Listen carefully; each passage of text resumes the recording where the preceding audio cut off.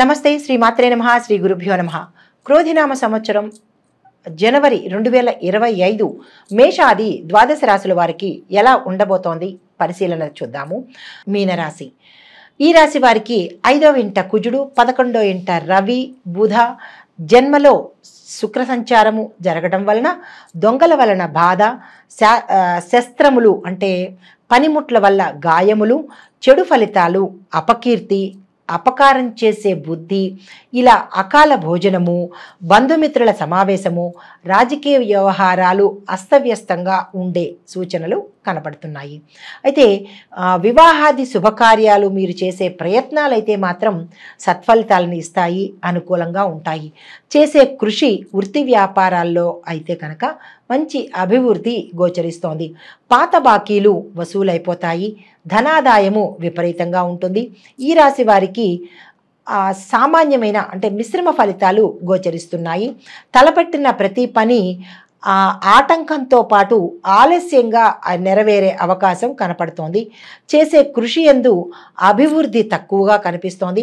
వ్యాపారస్తులకు ఆశించినంత లాభాలు రాకపోయినా లాభాలైతే వచ్చే అవకాశం కనపడుతోంది. ఉద్యోగరీత్యా అధికారుల యొక్క అవమానాలు, మాటలు పడే అవకాశం కనపడుతోంది. అపనిందలు ఎదుర్కొనే అవకాశము, కోర్టు వ్యవహారాల్లో చిక్కులు, రాని బాకీలు అంటే మీరు ఎవరికైనా ఇవ్వాల్సి ఉన్నా వారు మీకు ఇవ్వాల్సి ఉన్నా ఏవైనా బాకీలైతే ఈ మాసంలో మీకు రాకుండా ఉంటాయి. పెండింగ్ పనులు ఇప్పటికీ తీరకుండా ఉండే అవకాశం కనపడుతోంది.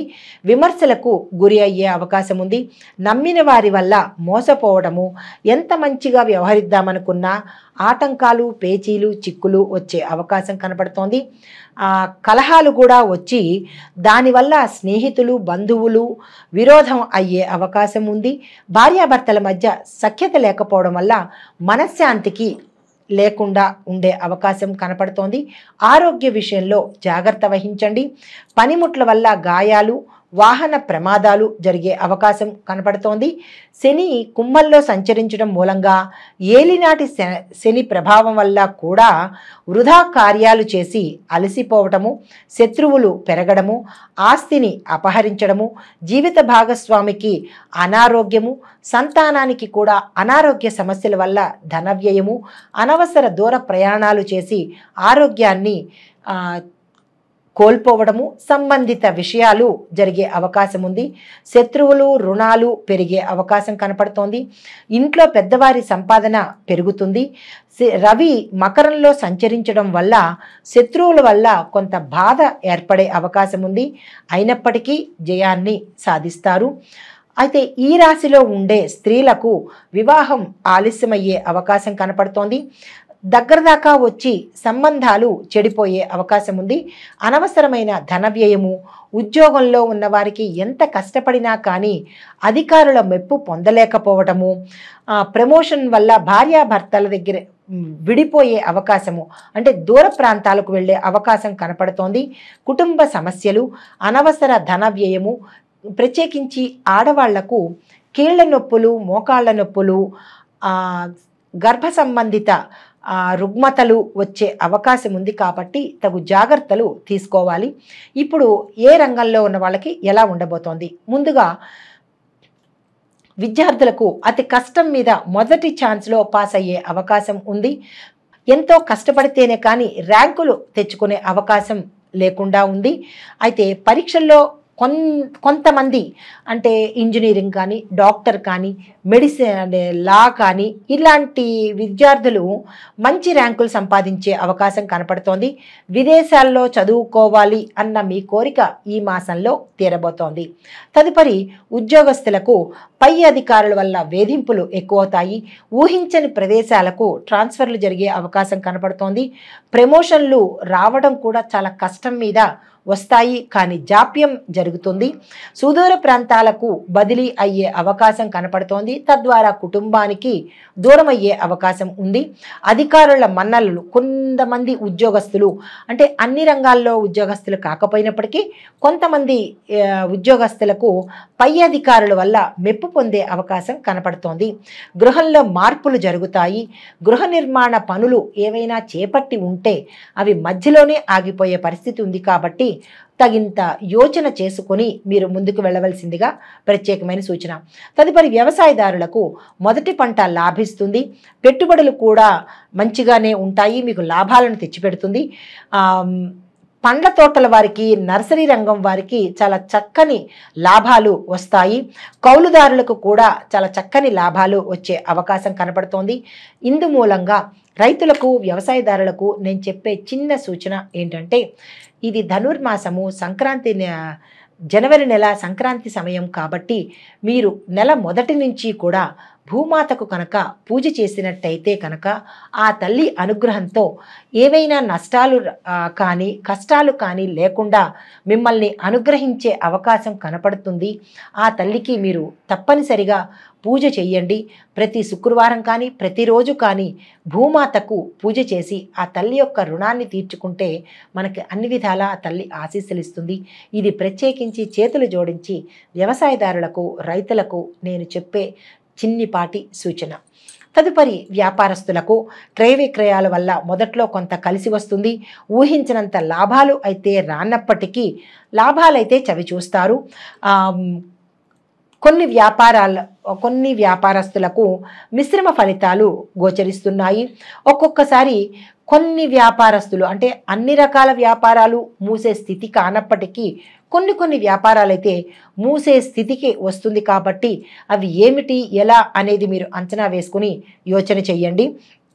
కాంట్రాక్ట్ రంగం వారికి లాభాలు వస్తాయి. బిల్లులు మాత్రం లేటుగా వసూలవుతాయి. బిల్లులు వసూలు జాప్యం జరుగుతుంది. లేబర్ల వలన ఇబ్బందులు కలుగుతాయి. కాలయాపన జరిగే అవకాశం ఉంది. కాబట్టి కొత్త కాంట్రాక్టులను ఈ మాసం ప్రథమార్థంలో మాత్రం మీరు అగ్రిమెంట్ల మీద సైన్ చేయకండి. ద్వితీయార్థంలో ఆ ప్రయత్నం చేయండి. తదుపరి క్రీడాకారులు, కళాకారులు, సినీ, టీవీ, నటీనట వర్గం వారికి, గాయని గాయకులకు ప్రారంభంలో ఉన్న ప్రోత్సాహము, గుర్తింపు ఈ మాసంలో ప్రథమార్థంలో అయితే ఉండదు. తర్వాత అంతకు మించి మీకు అనుకూలంగా కనపడే అవకాశం ఉంది. శ్రమకు తగిన ఫలితము ఈ మాసంలో ప్రథమార్థంలో అయితే మీకు కనపడదు. ద్వితీయార్థంలో మీరు అనుకున్న దానికన్నా ఎక్కువ కలిగే అవకాశం కనపడుతోంది. తదుపరి రాజకీయ నాయకులకు ఎప్పటికప్పుడు కొత్త సమస్యలు వచ్చి పడుతూ ఉంటాయి. అవినీతిని ఎదుర్కోవాల్సి వస్తుంది. పదవిని నిలబెట్టుకోవడం కోసం ఎక్కువ శ్రమ పడవలసిన అవసరం కనపడుతుంది. ప్రజల్లోనూ అధిష్టానంలోనూ మీకు పలుకుబడి తగ్గే అవకాశం కనపడుతోంది. రాజకీయ పదవులకు అనుకూలంగా మీ పదవిని నిలబెట్టుకోవడానికి చాలా పనులు చేయవలసి వస్తుంది. ప్రజలు అసంతృప్తితో ఉంటారు. ఎన్నికల్లో మాత్రం మీరు పోటీ చేయకండి. కొత్తగా రావాల్సిన వాళ్ళు కానీ మీరు మీ పదవుల నుంచి ఇంకొక పదవికి వెళ్ళాలనుకుంటే ఆ పోటీ ప్రయత్నం ఈ మాసంలో పెట్టుకోవద్దు. ఎందుకంటే ఓడిపోయే అవకాశం కనపడుతోంది. చాలా జాగ్రత్తగా ఈ మాసాన్ని వెళ్లదీస్తేనే మంచిదిగా చెప్పదగిన సూచన. అయితే ఇప్పుడు పరిహారాలు, సూచనలు నక్షత్రాల వారీగా ఎలా ఉండబోతోంది. ముందుగా పూర్వభాద్ర 4వ పాదం వారికి 2025 జనవరి నెల అంటే ఈ నెల చాలా యోగ్యదాయకంగాను, లాభదాయకంగాను, అన్ని రకాలుగా చాలా చక్కని నెల అన్నమాట. మీరు దీన్ని వృధా చేసుకోకండి. దీనితో పాటుగా మీరు గురువారం నాడు కేజింపావు శనగలను కనుక దానంగా ఇచ్చినట్లయితే చక్కని సానుకూలమైన ఫలితాలను మీరు పొందగలుగుతారు. దీని ద్వారా మనీ బ్లాకేజెస్ అంటే ధనానికి సంబంధించినటువంటి ఏవైనా అడ్డంకులు ఉంటే అవి తొలగిపోతాయి. మీ యొక్క అదృష్ట సంఖ్యలు 2, 3, 7, 9. మీ యొక్క అదృష్ట వారాలు సోమ, గురు, శని వారాలు. మీరు ప్రతిరోజు పఠించవలసిన మంత్రం ఏంటంటే ఓం బుం బృహస్పతయే నమః అనే ఈ మంత్రాన్ని తప్పనిసరిగా పాటించండి. అస్సలు నెగ్లెక్ట్ చేయకండి. అయితే ఎన్నిసార్లు పఠించాలి? 108 సార్లు పఠించాలి. దీనితో పాటుగా బుధగ్రహం యొక్క అనుగ్రహాన్ని పొంది సానుకూలమైన ఫలితాలను మీరు పొందగలుగుతారు. తదుపరి నక్షత్రం ఉత్తరాభాద్ర. వీరు శనివారం రోజు ప్రతి శనివారము మీరు తప్పనిసరిగా చేయవలసిన పని ఏంటంటే ఓం సం శనేశ్వరాయ నమః అనే మంత్రాన్ని తప్పనిసరిగా చెప్పండి. శనివార నియమాలు పాటించండి. శనేశ్వర ఆలయాలను దర్శించండి. దీనితో పాటుగా శనీశ్వరుడి గాయత్రి మంత్రాన్ని, శని గాయత్రి మంత్రం అని ఉంటుంది, దాన్ని మీరు తప్పనిసరిగా నోటికి వచ్చిన వాళ్ళు చదవండి, లేని వాళ్ళు వినండి. అయితే మీ యొక్క అదృష్ట సంఖ్యలు 1, 3, 4, 8. అదృష్ట వారాలు ఆది, బుధ, శనివారాలు. వీటితో పాటుగా ప్రత్యేకమైన సూచన ఏంటంటే మీరు ప్రతి శనివారము రావి చెట్టుకి 19 ప్రదక్షిణాలు తప్పనిసరిగా చెయ్యాలి. అయితే తదుపరి రేవతి నక్షత్రము. వీరు ప్రతిరోజు ఓం బుం బుధాయ నమః అనే ఈ మంత్రాన్ని ప్రతిరోజు చదవండి. ప్రత్యేకించి బుధవారం నాడు కనుక 108 సార్లు చదివినట్టయితే బుధగ్రహం యొక్క అనుగ్రహాన్ని మీరు పొందగలుగుతారు. మనీ బ్లాకేజెస్ కానీ అంటే ధనానికి సంబంధించి అడ్డంకులు చిరాకులు ఉంటే కనుక అవి తొలగిపోయే అవకాశము, సానుకూలమైన ఫలితాలు పొందే అవకాశం కనపడుతోంది. తరువాత మీరు కేజీ పెసలను తప్పనిసరిగా దానంగా ఇవ్వాలి. అది పేదవారికి కావచ్చు, గుళ్ళో కావచ్చు. మీ యొక్క అదృష్ట సంఖ్యలు 2, 3, 4, 5. మీ యొక్క అదృష్ట వారాలు ఆదివారము, బుధవారము, శుక్రవారము. అయితే మొత్తంగా ఈ రాశి వారికి చెప్పదగిన సూచన పరిహారము అంటే మీకు ఇక్కడ చిన్న డౌట్ రావచ్చు, ఏంటి మాకు నక్షత్రాలు తెలియవు, పాదాలు తెలియవు, మరి మేము ఎట్లాగా పరిహారాలు పాటించాలి అని. అందుకని మీకోసమే ఈ రాశి మొత్తంగా చెప్పదగిన సూచన ఏంటంటే శని, రాహు, కేతువులకు దానాలు ఇవ్వండి, జపాలు చేయించుకోండి. దీనితో పాటుగా ఈశ్వరుడికి అభిషేకం చేయించుకోండి. తరువాత గురువారం రోజు ప్రత్యేకించి శనగలను దానం ఇవ్వండి. నవగ్రహ ఆలయాల్లో శనేశ్వరుడికి శని త్రయోదశి రోజు తప్పనిసరిగా తైలాభిషేకం చేయించుకోండి.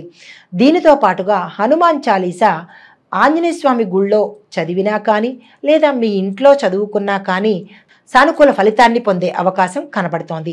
అయితే ఈ రాశి వారికి శుభప్రదమైన రంగులు పసుపు, నీలము, ఎరుపు, నలుపు. ఈ 4 రంగులు మీకు శుభప్రదమైన రంగులు. మీ యొక్క అదృష్ట సంఖ్య 3. ఈ పరిహారాలను, ఈ సూచనలను తప్పనిసరిగా పాటించుకుని మీరు ఆ గ్రహాల యొక్క అనుగ్రహను, సానుకూల ఫలితాలను పొందాలని ఆశిస్తూ ప్రేక్షకులందరికీ పేరు పేరున సంక్రాంతి శుభాకాంక్షలు.